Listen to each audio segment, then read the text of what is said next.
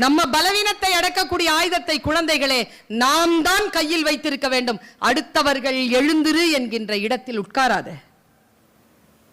அடுத்தவர்கள் நமக்கு குறை சொல்லுகின்ற அளவிலே நம்முடைய வாழ்க்கையை நாம் நடத்தாமல் இருப்பதற்கு பழகு. எந்த வாய் நம்மை எதிர்த்து பேசுகிறதோ அந்த வாயிலிருந்து புகழ் வார்த்தைகள் வருவதற்கு முயற்சி செய்ய. இவர்களை விட, இந்த ஆசிரியர்கள், இந்த அம்மா அப்பாவை விட நம்ம யார் நேசித்து விட முடியும்?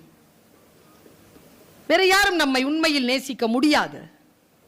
மற்றவர்கள் எல்லாம் டெம்பரவரி தான். இந்த டீச்சர்ஸ் பத்தி ஒரு விஷயம் சொல்லவா? இந்த உலகத்திலேயே நான் சொல்றேன், என்னையும் சேர்த்து சொல்றேன்.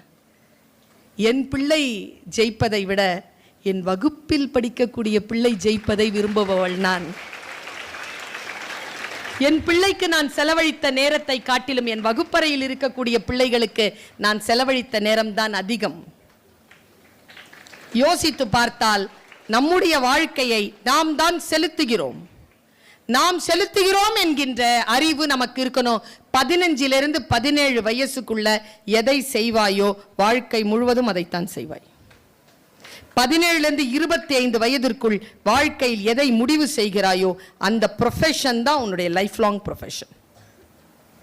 So stay alert. இந்த வயதில் இருக்கக்கூடிய பிள்ளைகள் தன்னுடைய வாழ்க்கையை வளப்படுத்துகின்ற விஷயங்கள் இவை. ஒன்று மட்டும் சொல்றேன்ப்பா, இந்த படிப்பு இல்லைன்னா நம்ம சமாளிச்சுக்கலாம். இல்ல இல்ல, படிப்பு இல்லைன்னா சமாளிக்க முடியாது. பாஸ் பண்ணித்தான் ஆகணும். நான் பல பேரை பார்த்திருக்கிறேன், பல பேரை சந்தித்திருக்கிறேன். பாரு, யாருடைய வாயிலிருந்து வரக்கூடிய சொல் நம் வாழ்க்கையை மாற்றும்னு நமக்கு தெரியாது.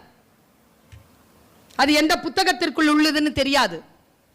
சரியா புரியலன்னு வச்சுக்கோயே, மறுபடியும் புரிஞ்சுக்கிற அளவுக்கு அந்த வார்த்தை வந்து சேர 30-40 வருஷம் ஆயிடும். 40 வயசுல 50 வயசுல நிறைய பேர் சொல்றதை நான் கேட்டிருக்கேன். இந்த சொல் மட்டும் எனக்கு 15 வயசுல யாராவது சொல்லி இருந்தா, நான் 10th +2 மட்டும் பாஸ் பண்ணி இருந்தா. உன் நல்லா தெரிஞ்சுக்கோப்பா, வாழ்க்கை எதிர்கொள்வதற்கு உனக்கு டிகிரி அவசியம். ஒரு ப்ரொஃபஷனல் டிகிரி கையில் வச்சுக்கோ. ஏன் சொல்றேன் தெரியுமா? பாய்ஸ்க்கு சொல்ற முக்கியமா, தோத்துறாத படிப்பில் மட்டும். தோத்துட்டனா அடுத்தவங்க நினைக்கிற மாதிரி தான் நம்ம வாழ்க்கை இருக்கும். ஜெயிச்சிட்டனா நாம நினைக்கிற மாதிரி நம்முடைய வாழ்க்கையை வாழலாம். ஆனா இப்போ அது புரியாது, இந்த வயதில் அது புரியாது. ஆனால் புரிந்தவர்கள் ஜெயித்து விடுகிறார்கள். எனி காஸ்ட், படிப்பை மட்டும் கோட்டை விட்டுறாத. என்ன வேணாலும் பண்ணிக்க. இன்னொரு விஷயம் சொல்லவா? அந்த +2 வயசுல இருக்கக்கூடிய பிள்ளைகளுக்கு சொல்றேன், 10th இருக்கக்கூடிய பிள்ளைகளுக்கு சொல்றேன்.